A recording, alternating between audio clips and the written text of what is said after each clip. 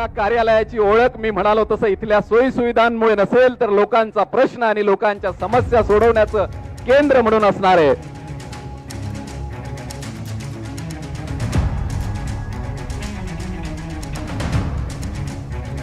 हे कार्यालय आमच्या मंदिरापेक्षाही कमी नाही.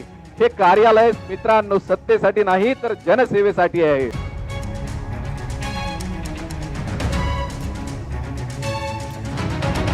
सगळे कार्यालय उभं राहताना आपल्यातला प्रत्येक कार्यकर्ता प्रत्येक पदाधिकारी यांनी आपापल्या परीने समर्पण दिलंय.